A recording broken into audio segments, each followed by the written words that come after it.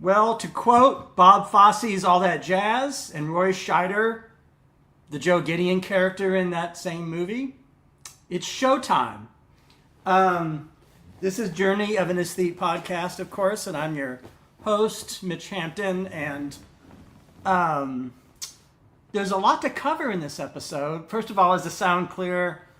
A wonderful producer, Laurie, just does so much. I want to give a lot of thanks to her up front because she just really makes so much of this possible, and just as the kids say, a shout out to her.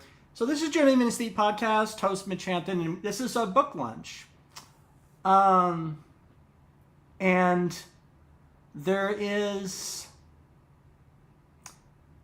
I should say up front that the diversity of the shows we've been doing kind of startles me a little bit. And so just think about the book. So we've covered in Book Lunch Proust, D.H. Lawrence. We talked about Henry James, Portrait of a Lady. I mean, we did that series on love, and we did all these things. And even more remarkably from my point of view, is the Patti Smith show I did with Joe, my girlfriend, And so one thing, and of course we did the British philosophers last month. So what a lot of those texts I just mentioned have in common is they're about prose. They're about dense, revelatory, visionary syntax in prose, and not only plotting character, but just doing things with sentences, doing things with words. Some, in the case of Proust, and remarkable things with words. In our last show, we talked about British philosophers, Iris Murdoch. Once in a while, as we started originally on our show, like to talk about coffee table books, talk about books where it's not about so much the prose or even the writing, but about a physical object in the universe. A physical object, like a record, like a book or a coffee table book. And so for a lot of the 20th century, we had, and in the early part of the 21st century, we had these things called coffee table books. And I've showed fashion books on this show before, and things like that. And this is kind of what we're going to deal with here. Now, I have to say, again, I have so many notes here that I have to consider. This episode comes to us thanks to one person who I cannot thank enough, and that's Linda Russo. Is Linda Russo out there? If she's out there, thank you, thank you, thank you. Why? Because I titled this episode Something Borrowed, and I borrowed a beautiful book from her, and I'm doing a show about the book, and then I'm going to return it to her safely. And it's an older book,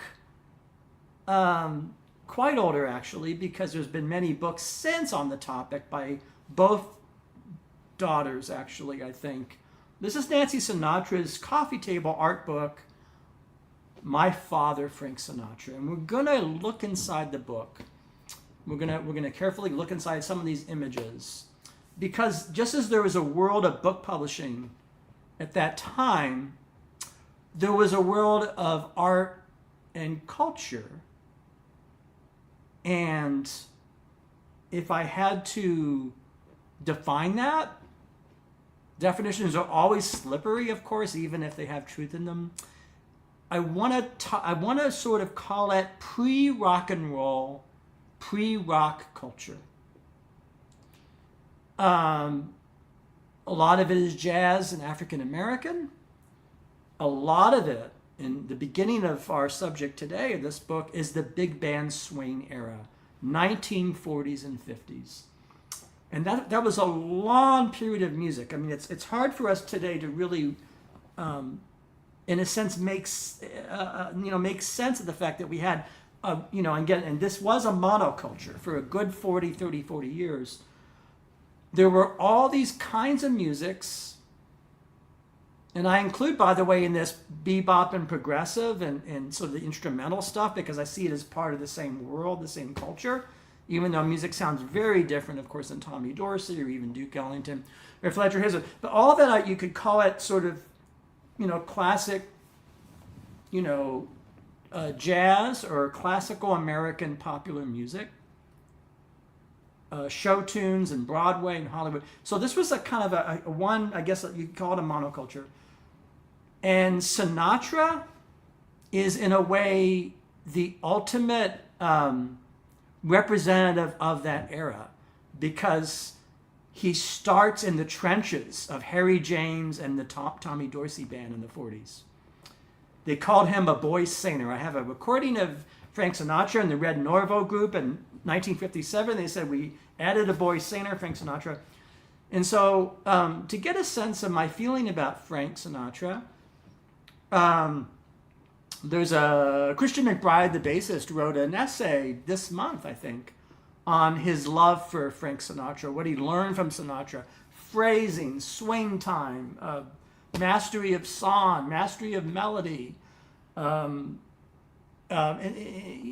all of this to say is that, we often, when we think about Sinatra, we think about his personality, his charisma, his symbolic meaning for the 20th century. But for me, the most important part of Sinatra is the musician. Because if you are a musician like him, a vocalist, and I put him in the he's one of the greatest vocalists of the 20th century. So I place him alongside a Sarah Vaughan, for example, just to name one example. And all the great jazz musicians said, I learned how to play from Sinatra. Miles Davis said this, I follow Sinatra. He worked with many great jazz musicians, of course, Count Basie and Quincy Jones and all the rest of it. So it's such a big topic, but it's not really our topic of this episode, really, because this is about books and book publishing. So let's look at something very interesting. Thanks to Linda Russo.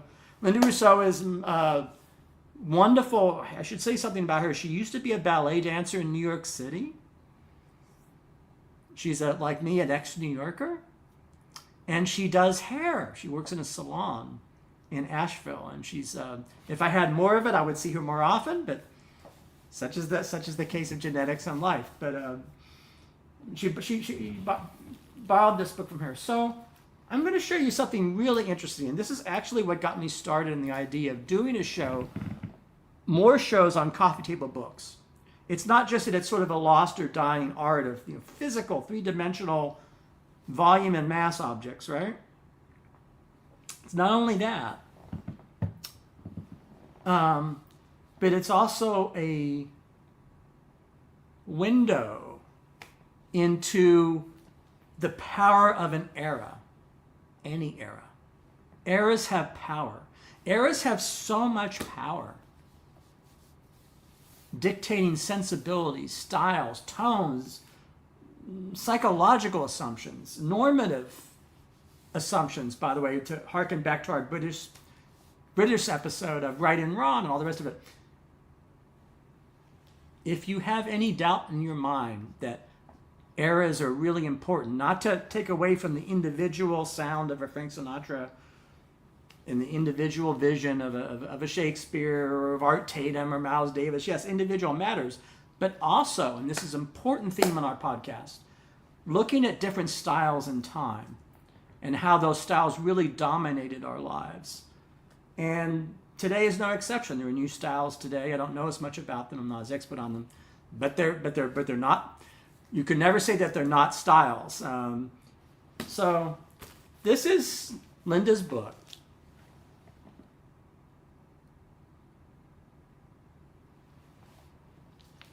Turn it around. It's a big book. Look at this picture. This is Milton Green. Milton Green was a wonderful, wonderful photographer in those years. Frank and Nancy. There's a lot of great Philip Halsman. Do these names ring a bell? They were kind of commercial. Yeah, Milton Green.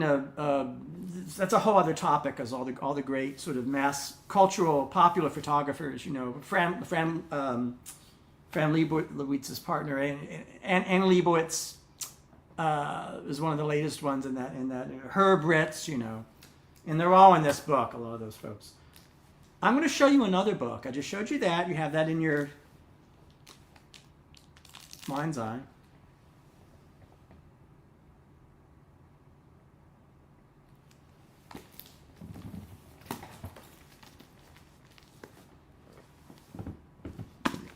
What do we got? See? The same exact paper, not just the same coloring.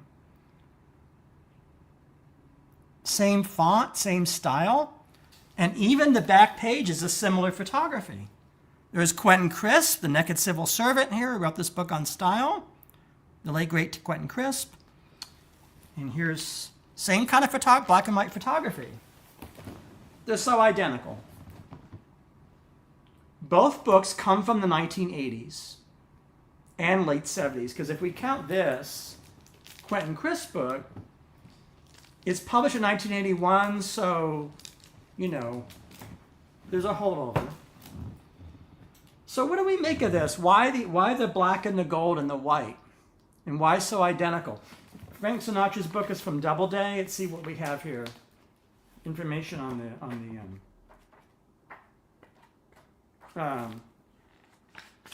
yeah, 1985 Doubleday, and this is from an independent publisher.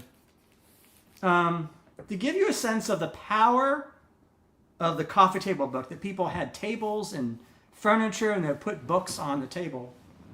I found this is kind of interesting. Ooh, these are heavy. Here's a book on postmodernism by Charles Jenks. Or is it heavy? See? From the early 80s. Here's a book by Charles Jenks in the mid-90s, 97, 98. Look at how lightweight. Already this is communicating to the world that there's a change afoot. Moving away, maybe perhaps inching slowly away from three-dimensional art objects with volume and mass, and sort of going towards the screen, perhaps. Or maybe Charles Jenks, of course, wanted to have a summary that's more relatable to a mass audience than the other book, but I have both, which is kind of interesting. We could do a whole episode on the two Charles Jenks book and postmodernism. Any event, don't quite know how to proceed. I want to look inside Linda's book and look at some pictures and reflect on it. And so we're going to do this here. All right. There's a dedication in this book. See, Christmas, 1985, December. Merry Christmas to someone.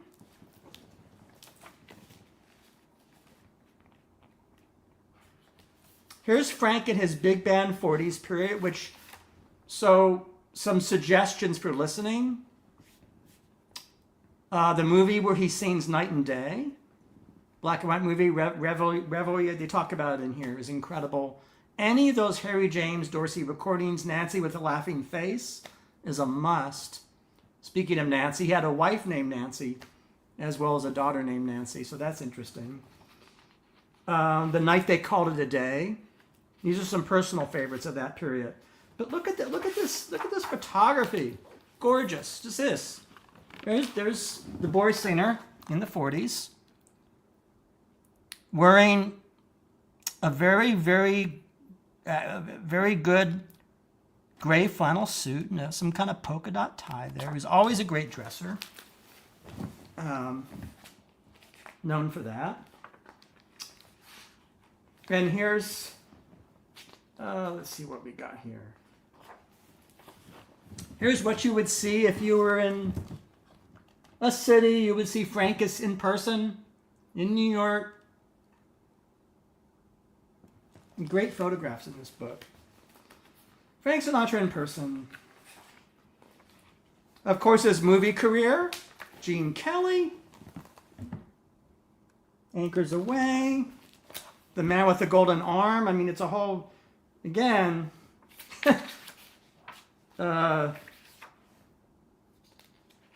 it's great watching this. Now, this is interesting. It's a little bit later. This is him in the 50s. He's still wearing flannel, by the way. It's a flannel suit, but it's cut a little bit differently. It's not quite as full. Wearing a great hat there, fedora. See him in the 50s. It's, evolution of an artist, his style. I wrote an obituary piece about Frank Sinatra when I was 30. Oh God, I was 34 years old when he passed. So that, and I wrote a piece on Sinatra, and I called him the consummate musician in that piece, which he was. So I can't go through this entire book.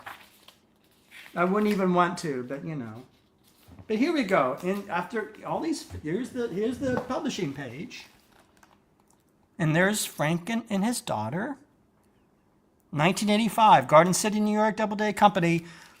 I used to, of course, have lunch in the Algonquin Hotel, and usually, not always, but sometimes sitting across from me would be Jacqueline Onassis, because the Doubleday office that she worked in was right across from that hotel. So that's a whole other story. Connections between things. So, when did I first hear Sinatra as a musician? Well, I grew up with him. I grew up with pre-rock and roll culture, jazz and traditional popular song. I actually kind of, how did I wind up doing a show on Patti Smith, for example? What is that journey? Well, it's a journey.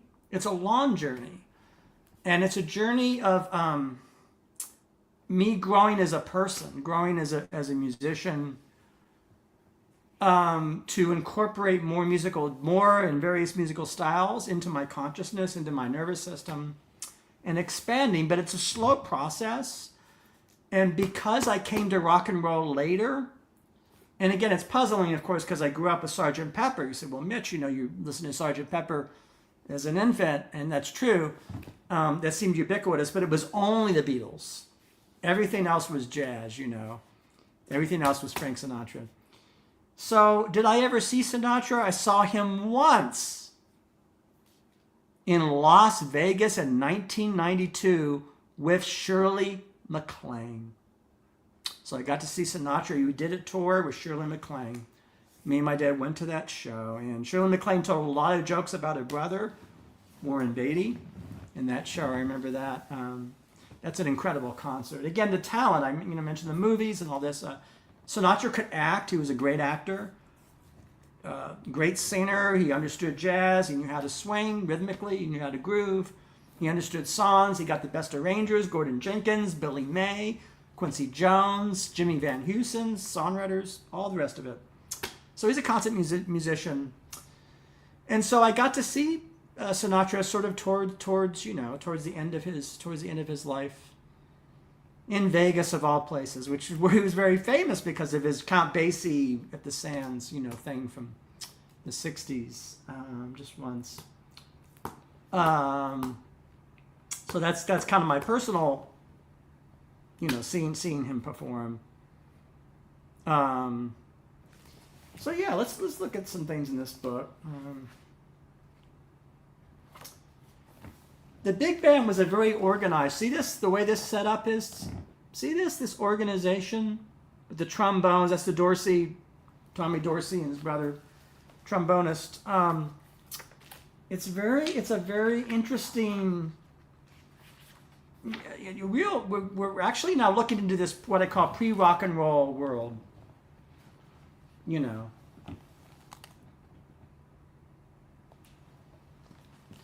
Pre-rock and roll world, which I could write a whole book. If they asked me, I could write a book on what that was and meant. So it was an interesting combination in those years. So 1930s, 40s, 50s. One of the things I would say about that period that was unique to that period, and it's something to love about that period. Again, my taste is diverse. I'm into many other things. But the virtues of that period, okay, one of them is an interesting, and I don't think they thought of it this way. I think they just did it. It was just built into the style of the era. a mixture of, as I said, the highly organized, highly disciplined, highly controlled, with emotional expression, profound emotional expression. Think about the songs of that era by the Gershwins and Cole Porter. They are disciplined songs. They have craft, but they are utterly unafraid of human feeling and sentiment. They wallow in it, actually. And this is what makes it so different than when rock comes in. It's always constantly tempered by the discipline. And this, it goes to how the big bands were organized. And it's a style, Here's another color photograph from the Live at the Sands. I love this book. And also there's writing by Nancy Sinatra in here about her feelings. Sammy Davis Jr. Sinatra was not only a great musician, but he did much great in the world politically at that time.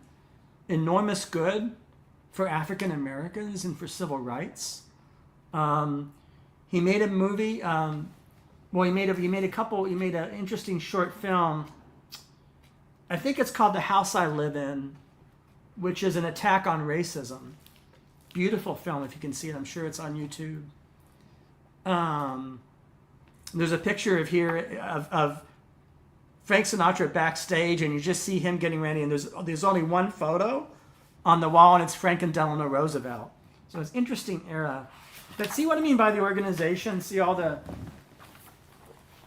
this is thought. See, rock and roll people think this is very corny. But these are band pictures, Because in rock and roll they had band pictures, but it's a very different. If you look at the Ramones together, it doesn't look like that. It's kind of funny, the power of an era. We're in an era, We're in an era where they made 2 books with the same fonts and the same colors and glossy.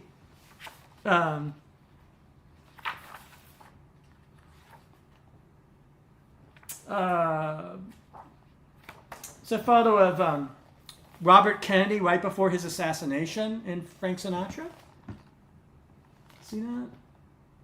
I think it's probably a fundraiser for civil rights or for probably really interesting.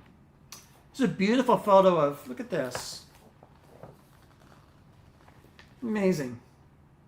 Boots are made for walking. That was her. Just incredible, right? The presentation. But again, that photo is kind of an example of what I'm talking about, because there's an enormous amount of preparation and work that goes into making a photo like that. But it also does express something. It's very expressive, and it's an interesting, again, that era I feel blends. It's an interesting blend of, I would call, the artificial and the natural. It's a little bit like Frank Capra, the filmmaker. He would test screen all his movies, and he would test them with basically even amounts of males and females at the time, and he would recut films if women didn't like something in his films. We want to talk about mass money to have mass appeal. There's a case to be made that Capra's movies are good for that reason, that they have a kind of, again, this culture is about universality. It's about communicating to everyone. That's why we today call it a monoculture. There's plenty in this era that we could criticize, and that I would criticize. There is much to criticize. Not perfect, but we're here in this episode discussing the era and looking at it, more positive aspects of it.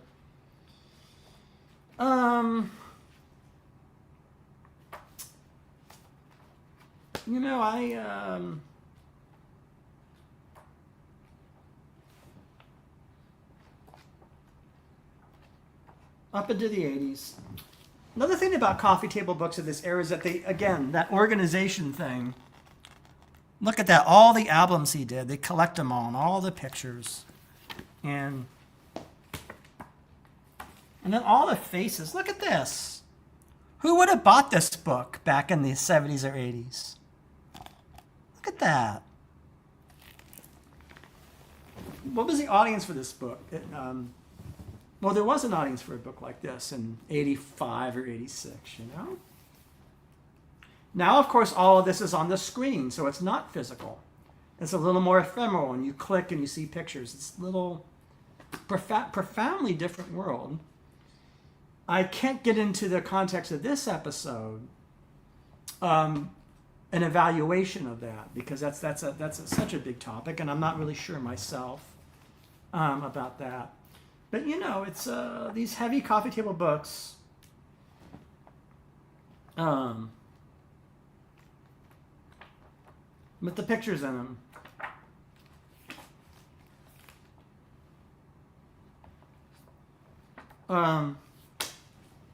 It was of an era.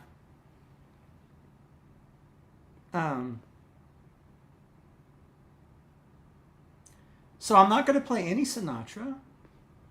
No music, just looking at the books. You can go, of course, to YouTube, or even if you have a record, play Live at the Sands with Basie, which is remarkable. And just one of the great jazz albums of all time, that album. Or Something Stupid with his daughter. They did that, went on tour. There's some great photographs of them on tour. Really great.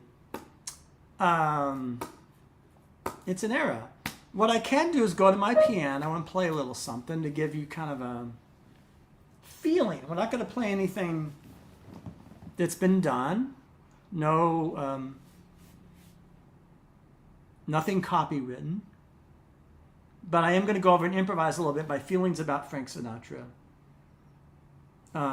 Little music. I hope it. Get a drink of coffee here, and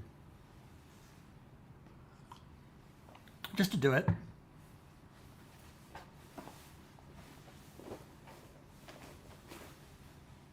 All right. Short, little something here. Let's do it.